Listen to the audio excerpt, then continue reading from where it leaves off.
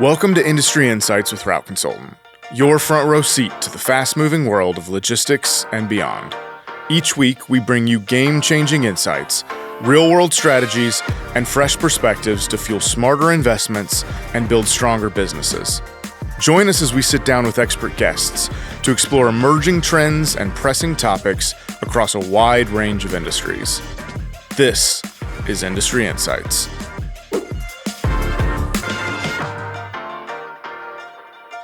Welcome to the studio. Today we have Grace Bay, the CEO of Hello Truck Lease, and Grace has built HTL to solve a really specific need that she was seeing in the last mile delivery space, and since then has helped thousands of contractors and clients to solve some fleet strategy decisions and to really help them scale their business. So Grace, it is a pleasure to have you in the studio today. Thank you for being here. Thank you for having me. Yeah. So that was a really brief overview, but I'd appreciate it if, for people who've never met or never heard of HTL, can you just give a little background on what HTL is today? Yeah. So HTL is the first of its kind program for last mile FedEx contractors, mostly, where we provide full service maintenance inclusive solutions for step vans and transits. And we help create a program that stabilizes the traditionally very spiky expenses that come along with maintaining and owning your own fleet. So we cover all of that in our lease program so that contractors have one stable payment that they make every single week for their trucks, and there's nothing else they have to worry about. Okay. Well, that makes sense. It sounds easy, but we'll get into it. So I think before we get too much farther, I've known you for a long time, and I do know that this is not where you started your FedEx career. So can you take me a little bit back to when you first decided to kind of form HTL and why? Yeah, of course. So my background for the last 10 years has been in the last mile and the line haul space as well. But I started in 2015 running P&D operations in FedEx, and then grew that to be one of the largest FedEx contracting entities in the United States. And we had about 250 trucks across 10 states. And then we added line haul on top of that as if we weren't busy enough.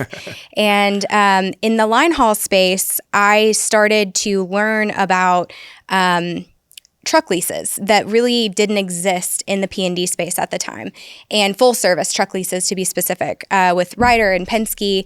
And that really changed the game for our line haul operations because we could take an expense that was so unpredictable, so spiky, could literally diminish any good cash flow that we had on a given week or month, and it stabilized that expense for us.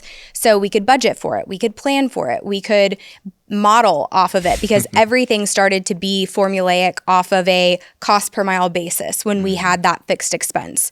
And so as we grew, we started to ask the question, why is this not something that exists in the P&D space? Because the same spikiness and unpredictability of repair and maintenance exists with P&D. It's just on a smaller scale, obviously, because the repairs that happen for step vans are less expensive than what you're going to experience in the line haul side on tractors. And so we said, well, if it doesn't exist, let's create it.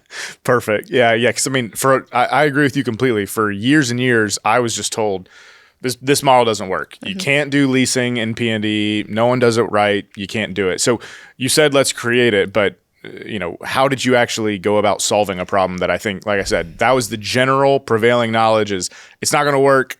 The cost metrics just don't work. Yeah. So I think that there's always a way to guess, right? You can always find a way to make something work. It's just, what do you have to do to get there? And so we started a partnership with Ford, and we get the benefit of scale, right? When we're buying these trucks and these maintenance plans at hundreds of truck increments per order, we're able to get really great deals and subsidize the maintenance component on those vehicles. And so by us stepping into this space and creating that benefit of scale, then all of our clients get to benefit from that and have the subsidized maintenance plans on these trucks so that all of the maintenance is inclusive of that singular payment that they make each week. Okay. Yeah. Because, in the FedEx space, it's pretty fragmented. Everybody would like it to be able to have the purchasing power of 6,000 Right. contractors, but most of the time you don't get those benefits. So you guys are basically able to create a small version of that for the leasing space in particular. Yeah, you got it.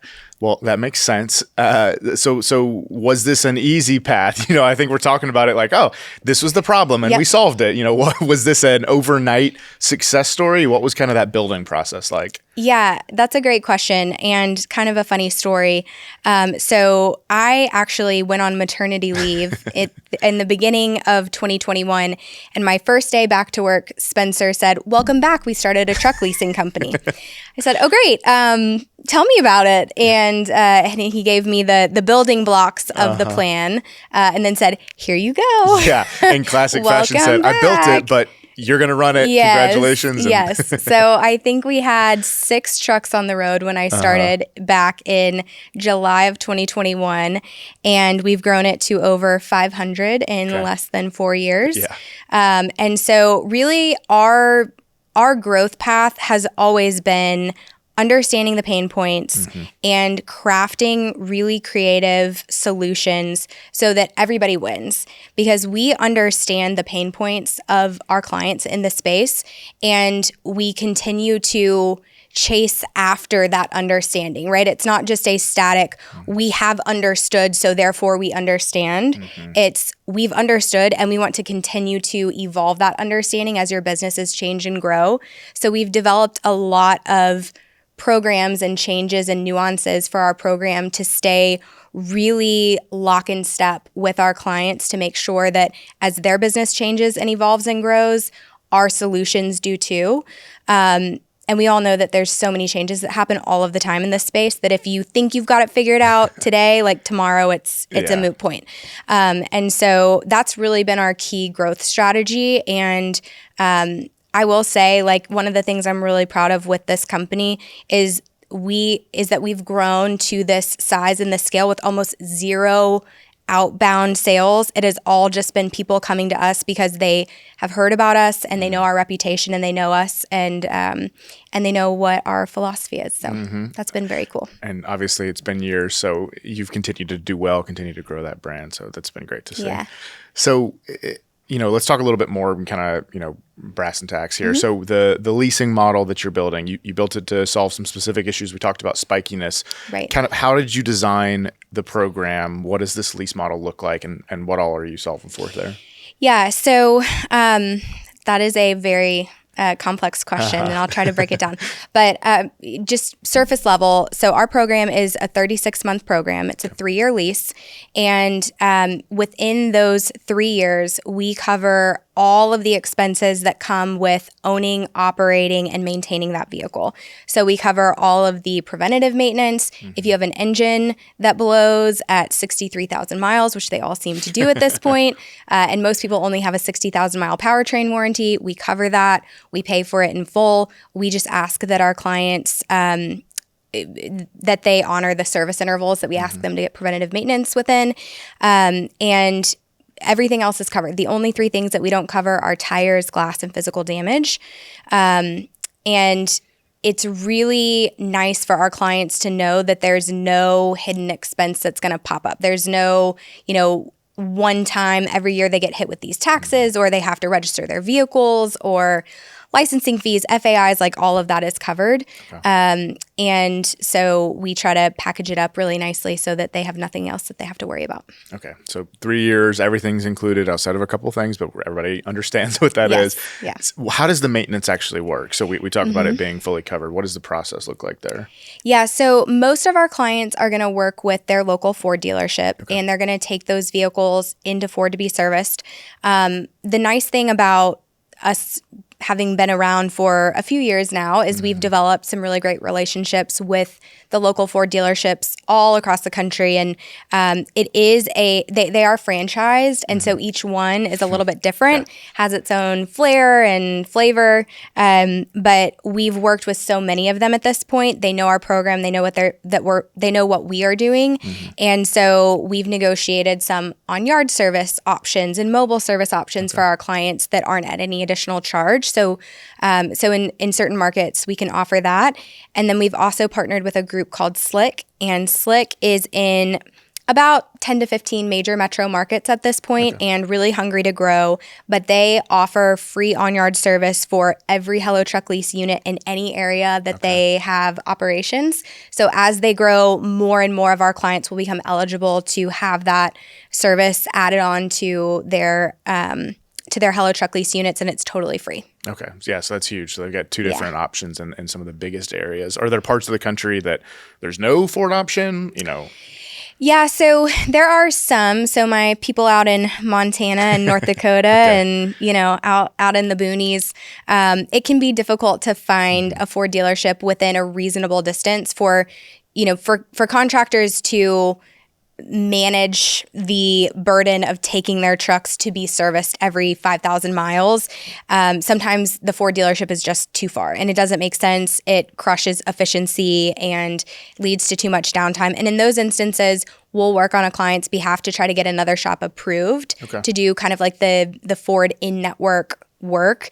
And there are areas where we've had that approved. There are some that we haven't, but for the most part, we can get some solution in place. Okay, so what I'm hearing is there's some conversations on the front end. So this isn't just like I go online and I click to buy a truck. Totally. Can you kind of walk through what those early conversations are like for clients? Yeah, that's a great question. And I think this goes back to our philosophy of trying to be a partner with clients and not just a vendor, right? Like this isn't transactional. This is relational. And we want to make sure that we are setting your business up for success. And my sales team knows that there is never an instance where we hear this isn't a fit and we continue to try to push this, right? Like it's only going to be a win if it's a fit for the client. And so we typically have a sales call at the beginning of the conversation just to make sure that some parameters within our program are met for you, met for us, and we can check the box to say, yes, we want to move this forward. And from there, we work with a client until they are through the underwriting process, approved for a certain amount of trucks, and then we help them decide exactly what they want to sign up for and take. We regularly are having fleet strategy calls, so it's very frequently it's very frequent that we have conversations with clients where we get to that point to say, this isn't a fit, but we want to make sure that you figure out what the fit is. And we invite those conversations. We want to see all contractors succeed. And if there is a nugget of information that we've gained throughout our years of doing this that we can give and help somebody be successful, we're happy to do that. So we invite all those conversations. So are there any things that would rule somebody out from being able to leverage a Hello Truck Lease? Just a couple. So the major one is a mileage component, and we've actually expanded our mileage band options both on the low end and the high end since we started the program just to accommodate more territory and contractors. But for the most part, if you are doing more than about 110 miles a day, that's going to exclude you from our program. We've got a top end of about 35,000 miles a year included in our package that fits within our lease program.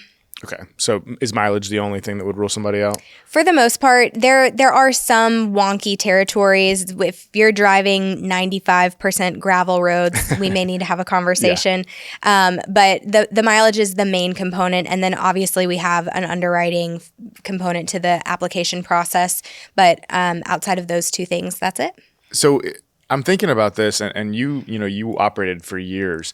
How would you have felt? Like, how would this have impacted things when you were an operator? Some of the situations where a model like this could have been, a game changer. Yeah, I mean, that's another great question. I think of a couple things. One, most specifically, is unique to how we grew. Right, we had a lot of opportunities to have. We had a lot of contingency opportunities, and we had a lot of those panicked calls from our business partner, and they'd say, hey, can you get here in 24 hours with trucks and drivers? And if you get here, then we can wink, wink, nod, nod, give you this contract.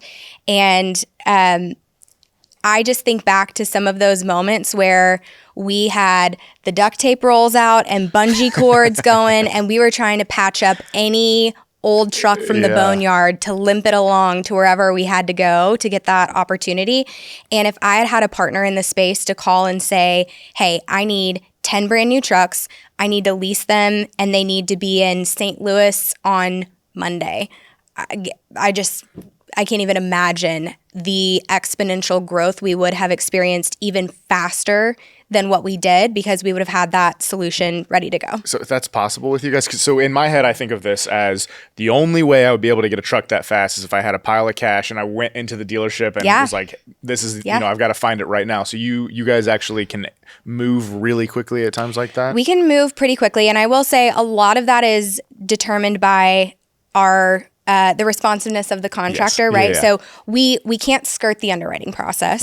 Right. We do have boxes that we have to check. However, we can move real fast. Okay. And our team knows the importance of moving really fast because we've been in those situations. And we know that if you aren't there in 24 hours with those trucks and those drivers, goodbye opportunity, right? And so we've had a lot of clients that have come to us in those specific situations, and we've been able to fast track and say, all right, application today, get us this by tomorrow, underwriting on it, approved, let's get the trucks, Okay. And so... I mean, that I hear you on that, and I know how many times I've talked to contractors that are like, hey, do you know where I can get some trucks? And it's like, I mean, is it on Facebook? Or is it on Craigslist? Maybe, but I think that's a very different type of partnership to be working with somebody who can provide things quickly, and it doesn't always mean that you have to drop all the cash in the world to buy it up front. Totally. And I think that's a really important part to our program too, to highlight. We don't require any down payment for any of these trucks. We have a $19.95 refundable security deposit that we collect for each unit. And that amount could fluctuate based on the underwriting determination and some other factors. But for the most part, generally it's $19.95 per truck. So it's not a debilitating amount to have to put forward to get new units when we're used to having to put 10% down on an $85,000 truck. You're talking $8,500 per truck that you have to pay upfront in cash. And if you need 10 of those, I mean... Gosh, can you make payroll this week? Yeah, exactly. Yeah. And that's always the challenge. And I think that does lend itself to, just an overview conversation. We don't have to go super deep, but when I'm sure you get this question every time somebody comes to you, how do you think about buying versus leasing? How do you think about the pros and cons there? Yeah, I mean, I think that there is a place for both solutions in almost all fleets, really. Like I'm almost never going to go to any business and say, it makes sense for you to lease every single one of your vehicles.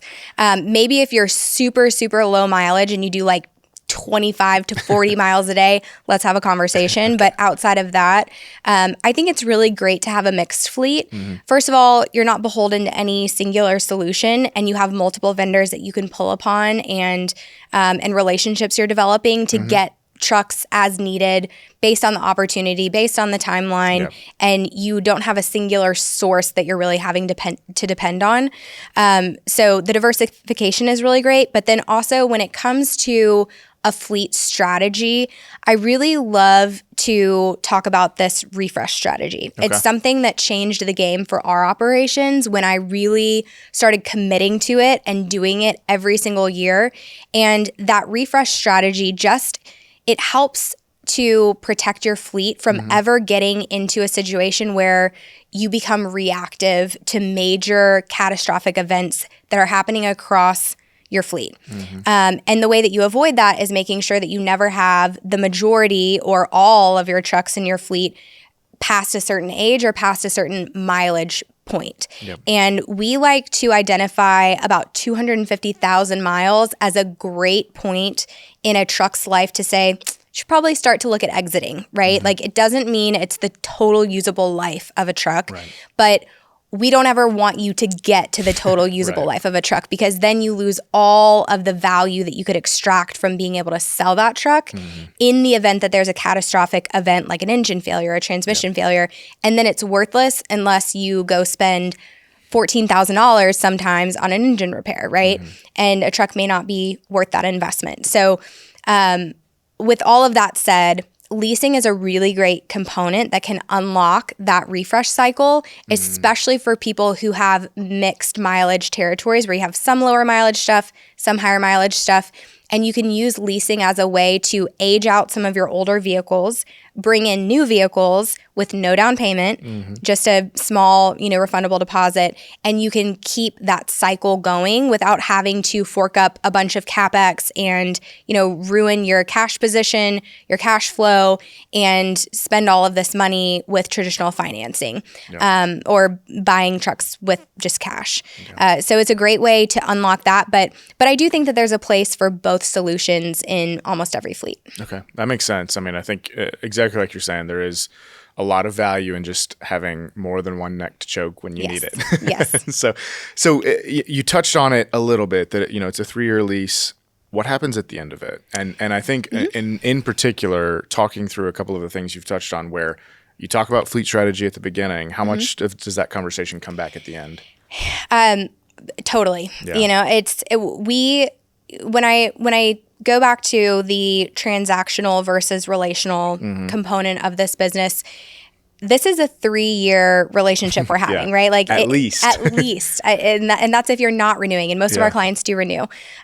So this is a 3-year long relationship. We are side by side with you in the trenches the whole time. Yeah. We schedule your maintenance for you. We're an advocate on behalf of you to Ford if there's issues that we need to get resolved. We handle the billing. We're with you on it throughout the whole 36 months. And so at the end, you do have a few options. And again, it's how are we going to move this relationship forward? Not, there's a single transaction and we want a yes or no answer and we need to move forward. Like right. We're working with you, we're strategizing with you.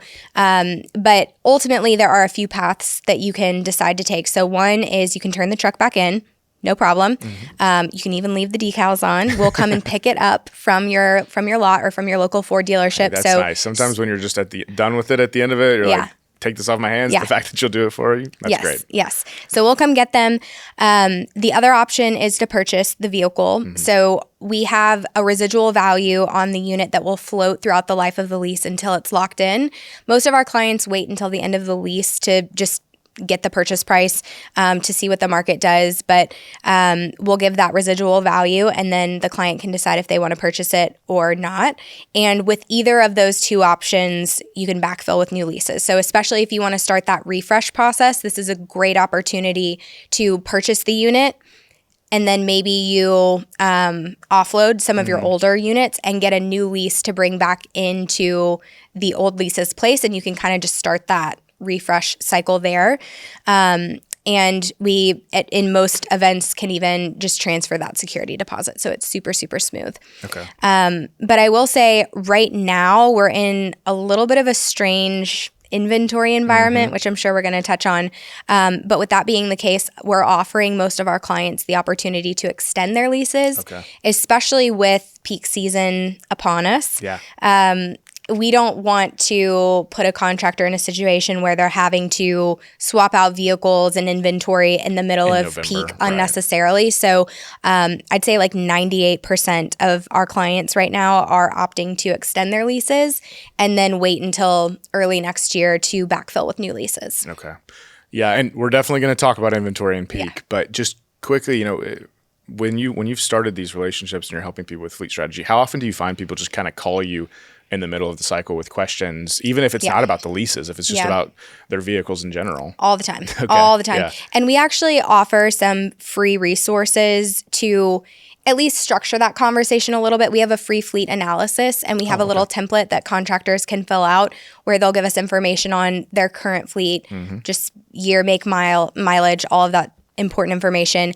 And we will provide kind of like a health summary to say, based on the information you've given us, these are the vehicles that we think you probably should have sold like 7 years ago in some instances. And then here are the ones that we think you have a little bit more time to run before we really need to talk about aging those out. And here are the ones that are in the middle, and here's our recommendation based on that. Okay. And I think one of the key differences when clients work with us versus other fleet vendors or truck vendors is we actually, like, when a contractor says, I have a lot of gravel in my territory, or I have low-hanging branches, or I'm in downtown Chicago and the turn radius isn't like that. I can't have a tail swing that is the tail swing of a P1200 because I'm going through these tiny, narrow little alleys. Like, I've run that Yeah, I was like, territory. you've driven and that truck. I've Yeah. driven that truck. I've done the like I know what it does. I've ripped the canvas on top of a step van in a super rural area, and You've so had to have that conversation with your boss. yes. Oops, you know. So with that, we just can make better recommendations. And so, yes, it is a spreadsheet, and yes, it is a formula recommendation, and yes, we have a conversation after to say, given what you're telling me about your fleet, even though the spreadsheet says this, I think we could tweak here and tweak there, and this sounds like a good fit for you. Okay, perfect. I think one thing before we move on, you know, we've talked a lot about FedEx. Do you guys only work with FedEx drivers, FedEx contractors? Yeah. So right now, a hefty majority of our clients are FedEx, but we have diversified in a couple different areas. One of my favorite projects we're working on right now is a client with propane distribution. Okay. Didn't know that was a thing. I mean, I guess I understand that it has to be distributed, but yeah. It's actually very similar to the FedEx space where it's super fragmented, a lot of mom and pops, and there's no one really aggregating that that flow of business. And so we're working with a client that's kind of trying to do that for the first time, and it's super interesting. Okay. So if somebody isn't with FedEx, they can still come. You still have the conversation like we talked about. This is a conversation, and if it doesn't work, you're going to tell them on the front end. Yep, totally. Awesome. So you touched on it. It sounds like there are some different inventory challenges right now than what we might normally see. So what are you seeing right now in the market? Yeah. It is tough out there. Okay. It's tough out there. So Ford in particular has produced about 50% of the number of chassis that they typically manufacture on a given year. And we can talk about why. There's a few reasons why, but all of that to say we're in a situation where trucks are really hard to come by and order banks are closed. You can't order anymore for the year. Dealerships have zero to very little inventory. And then as a result of that, people aren't selling their used trucks, right? Because if they can't backfill with anything new, then they're going to hold on to what they got. So that's further just complicating the issue of inventory. But then we're also seeing a rise in the purchase price of used inventory. So it's hard out there. Yeah. Well, compare it a little bit. So I know there were some crazy times during COVID where everything grew so fast, so there were shortages. I heard a lot about it then. I haven't heard as much about it now, and I think it just could be because people haven't realized the shortage is there yet. Yeah. How do you feel kind of comparing that shortage to where we are today? I mean, everything's cyclical, right? And so we are coming back around to a very similar COVID feeling environment of 2021, 2022, early 2022. And what happened when COVID hit was our businesses doubled, tripled overnight. Right. And we couldn't get our hands on enough trucks. And so orders were being placed like crazy. And then by the time that the manufacturers were able to fulfill those orders, the volume had dropped. And so the need wasn't there, and it flooded the market with inventory. And so since 2022, when all of that inventory became available, the dealers have been sitting on this unbelievable floor plan footprint of hundreds and hundreds and thousands of trucks that sat for years. And a lot of manufacturers put their foot down and slapped the dealership's wrists and said, we're not making any more until you sell what you got. And so you'll be hard pressed to find like 2024 model years of a lot of step vans because they just weren't being produced because there was so much inventory still available to sell. And we've finally gotten to the point where we've churned through that inventory, but now it's created a similar supply-demand issue where the demand is now there and the supply is gone, and we're behind the 8 ball with production. And so we're waiting for that to be produced. Now, I think in some instances, at least for the manufacturers and the dealerships, it may be a good thing that the production was capped and limited a little bit so that we don't end up in that same situation of excessive amounts of inventory. But we're also not experiencing a pandemic where we're inclined to see volume drop again. I think we're pretty stable with volume levels right now. So in light of that, what are you guiding clients on right now? Like, if they need vehicles or if they don't have them or if they're trying to extend them. I know part of it is the extension of the lease. Are there anything else you're telling people? Yeah, a few things. So number one, as much as I believe in that refresh cycle, obviously you don't want to get caught without a solution. So hold on to what you got for now.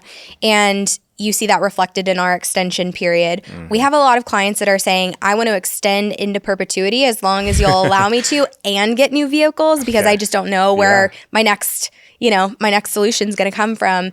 And that's another great example where we can think creatively about that. And we can, we can be flexible with that and say, what do you need? How can we say yes? Sure. In light of the situation we're in, we can make that happen. But I would say hold on to what you have until you have another solution in place. And and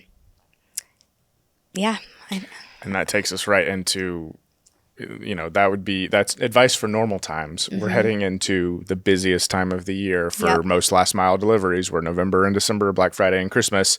You normally are expecting to bring in a bunch of additional trucks. So what are you seeing there? Are there ways you guys are helping in that process? Yeah, so we do have inventory available right now, and I will say it's limited. We do have more on order, and we're hoping to get that before peak season. But one of the things that we are doing to try to at least have temporary solutions for people is when trucks come off of the lease program, if someone does decide not to keep that, we're kind of hoarding that used inventory right now to offer as substitute vehicles or kind of like temp vehicles between now and when people can get their permanent vehicles in case we don't get the inventory before peak season. So we're trying to be creative and think outside the box a little bit, but I am hoarding trucks like crazy. I'm like truck here, and I'm compiling my little war chest, but we're trying to do that as a temporary solution. And then, I think that people are going to have to rent more vehicles this year than maybe they have in the past if they've had the strategy to purchase vehicles before peak and then reduce their rental burden or needs.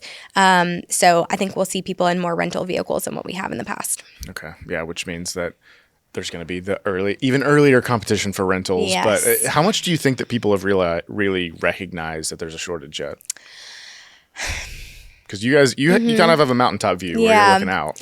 I think they're starting to feel it. Okay. I think they're starting to feel it, especially contractors that are in that reactive position where maybe they don't have the healthiest fleet and they're experiencing engine failure and they're experiencing transmission failure and they're kind of at that crossroads to make a decision to say, do I spend a bunch of money to repair these or what are my other options? And we have a lot of people coming to us right now saying, I've had 3 or 4 or 5 trucks have these catastrophic events over the last couple of months. How can you help me? Because I don't want to keep doing this. And I think there's a cost there that you don't always think about it when you're just trying to model numbers. You don't think about the mental cost and the problems that snowball when you have the vehicle malfunctions and especially multiple at the wrong times. And I will say one of the things that people think about the least is how it affects driver turnover. And that's one of the most expensive things that you experience in your operation on so many fronts, like not just monetarily, but like it's a hit to your morale. It's a hit to your culture. It's a hit to your manager's ability to have confidence that something's going to get done with a driver that they trusted and now there's a newbie. Like the mental load that your manager has to then bring on to babysit a driver for a while until they feel like they got it. That is money being spent on their time and their focus that's being pulled away from other parts of your organization. And so I will say one of the things that really changed the game for us when we started bringing in Hello Truck Lease units to our operations was the reduction of driver turnover, because the drivers were in vehicles that they felt safe in, that they knew were reliable. They weren't going to be sitting on the side of a highway in 95-degree heat waiting for a roadside call or a tow truck driver to come get them. And that, I mean, if you think about it, like you wouldn't want to do that. It only takes a couple of those and you're out. Yeah, especially if it happens on this truck and then you get in this truck and it happens on that truck, like you lose the confidence in the operation you're working for to provide you a vehicle that can, like what if you came to work every day and your computer just stopped working? Yeah. But then you were still expected to get the same amount of work done. Exactly. It's just, it's crazy. So. Okay. Yeah. I mean, I think those are, I do think, we often talk about the lease versus own and what are the costs. And I think those are real things to consider and real things to think about. But there's a lot in terms of the consistency of your business and how much that can create, culture. But and I think the driver costs alone are huge to think about. And people don't, those are soft costs that you don't, put into your P&L, but you will feel them. Then you will feel them. Yeah. When you look at the end of the year, what you spent on Indeed and what you spent on recruiting and what you spent on payroll adjustments, it really adds up. Okay. And we touched on peak, but I know that you guys often do kind of a promo for the inventory you do have. Yes. So what does that look like this year? Good question. I think we're all still figuring that out a little bit. A little bit. We're kind of at the mercy of these manufacturers. Yes. But every year we typically offer a promotion called Free for Peak. And this was born from my personal experience with rental companies that I came to loathe because every single year they would require that we commit to and pick up vehicles earlier and earlier and earlier to basically say, we promise you'll have the vehicles that you're asking for. And so in exchange for that security, we had to pay months of additional rental expenses just to know that we were going to have them. And they literally just sat. They just sat, or they would rotate in and we'd send some of our other trucks to get work done that needed to be done. And so that really frustrated me. I felt super taken advantage of. And so there's nothing you can do. You have to get the rentals. Do it. Yeah. You have to do it. You just feel so beholden to those rental companies. And so when we rolled out Hello Truck Lease, I was on a mission to turn that upside down and say, you know what? Peak season already has so many expenses built into it. You have to get additional drivers, train them, pay them. There's so many factors that go into preparing for peak season that just continue to add up. And it seems like every year there's more and more and more. And so my goal was to say, let me take one of those away. And one that consistently seems to get worse every year. Yeah. So instead of charging people more, we charge them nothing. So we offer 8 weeks of free lease payments during a period of time that can really be up to the contractor. It doesn't have to be just like exactly peak season, but we have a promotional period that we will announce pretty soon. And within that period, if people apply and put a security deposit down on a truck, once that truck is available, you'll have 8 weeks of free lease payments to try to give contractors an opportunity to have the most profitable peak that they possibly can. And the way that we're shifting that this year, given the inventory constraints, is to honor that promotion as soon as inventory is available. Okay. So as long as our clients or new clients, prospective clients apply and give their security deposit within that promotional window, then even if the trucks are available in January, February, we'll still honor that promotion. Okay. Well, that's great. That makes sense. I mean, you don't have to do it, but that is a pretty huge kind of comfort and reason why you might still be able to move forward. Totally. So a couple of other things that I know are affecting the FedEx space. The buzz on everyone's mind is Network 2.0. Yep. So how do you see that changing fleets? How has that affected how you guys are planning? I think that 2.0 is it's rolling out everywhere a little differently, right? And so it's TBD on the overall impact and making any generalizations. But at least at this point, I can say it seems like we're seeing a lot of sizing up for vehicles. Yeah. And partially that's 2.0, partially that's the larger packages that are coming into the network. And so those two things happening at once, we're increasing density and we're increasing cubes. And so with those two combined, if you've typically run a 1,000, a lot of people are considering a 1,200. Okay. And so we have had so many requests for P1200s over the last 6 to 9 months. And I will say those are the units that were totally wiped out of inventory fastest. But we actually have some in inventory right now. So if anybody needs a P1200, let us know. But hurry. Or 7. Yeah. So, And then I think another big thing when it comes to fleets, electric. Do you guys ever see that in the cards for HTL at all? It's definitely not in the cards. Yeah. I will say that the network in general is so far behind. Oh yeah. Being in a position where any substantial number of trucks could be electrified and charged appropriately or efficiently within a FedEx facility. It's just we're years away from that. And so since that is the main client pool for us, we're probably also years behind having a substantial amount of our trucks be EV. Yeah. But with that said, we're piloting a couple of different locations, and we're going to be ready for that when it comes down the pike. And when the electrification efforts start rolling, we'll be ready for it. But we'll stay kind of small until then. Yeah. That makes sense. I mean, we saw recently FedEx saying that they're going to wait until after all of 2.0 is done before they do any major electric changes. But I think that's going to be on top of everyone's mind. It's the next thing coming. Yeah. So I think hearing that like you guys are ready when it comes is what's important. We're ready when it comes. And I think it's going to be such a benefit to every single contractor that can operate EVs. So we definitely want to be a part of that. Okay. I think I'll leave you on a last question. It's kind of a big question. So you've been in the FedEx industry for 10 years and you're obviously still very focused on it. Looking back and then looking to today, how do you generally feel about where FedEx is and where FedEx is going? And I'll let you answer that however you choose. Ooh, spicy last question. I think that it is a space that experiences a lot of change. Yeah.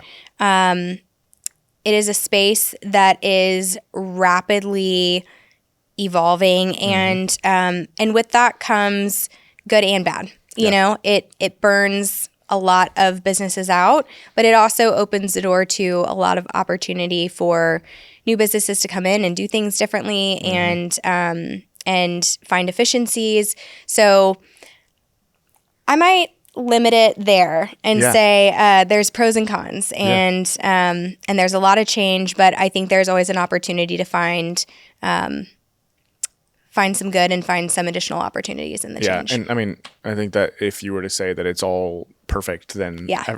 I think we would know that that's not the reality for any business. Yeah. And so I think that's often how I see it and talk about it is, yes, there's so much change, and there's change in any industry. Yep. This one as well, where it's all about keeping up with what's happening. And some people will struggle with that. Some will do very well. And I think it's the goal of companies like yours that for the ones that are struggling and for anyone who has questions to find the right path forward and be creative and build the right solutions. Yep. And I think that goes back to exactly where we started, where if we think that we have it figured out today, we're going to be a moot point tomorrow. And so staying in touch with the evolution of our clients' needs and their businesses has always been our priority, and that's how we've stayed relevant and how we've grown. So I think that speaks to where the industry is and what it needs and why we've been such a great solution. Perfect. Well, Grace, it was so great to hear about Hello Truck Lease and everything you've built and are building. The last question I always leave people with, this is not as hard of one, I promise. Okay. Well, for some people, this is the hard one. What's your favorite either book you're reading or movie you've seen recently? For some people, this is the hardest question I ask them all day. I actually know because I'm reading one right now that I really love. This might be controversial because it's a memoir of a political figure that I don't necessarily align with their politics, but it's just a really interesting story. And now I'm going to forget the name of the book, but I think it's called A Different Kind of Power or A Different Power. It's written by the former Prime Minister of New Zealand. Okay. And she was the third female Prime Minister of New Zealand, but the youngest one ever. How young? And I think she was in her early 30s. Oh, wow. Okay. And she found out that she was pregnant on the night that she found out she was going to be elected Prime Minister. And their election process was wonky because they had split party systems, and then a minority party had to endorse one of the major parties, and then that determined who was going to, so it was like a 3-week process or something. And she found out on the same night. And so it's a really interesting journey of leadership, motherhood. Yeah. How do you balance those two things, and where do loyalties lie? And it's for me personally a really interesting story. But I've been reading that one, and I would definitely recommend it. Okay, well, that is a glowing recommendation, and it sounds fascinating. So Grace, again, thank you so much for being here, for providing all of that information. And what's the best place for people to go find out more about HTL if they're trying to get a hold of you? Yeah, so you can go to hellotrucklease.com, and you can find out everything that you want to know, or pick up the phone and call us. My personal cell phone number is floating around the FedEx community and has been for 10 years. So call me, go to the website, you can find us. Perfect. All right. Thank you so much, Grace. Thanks, Josh. Yeah.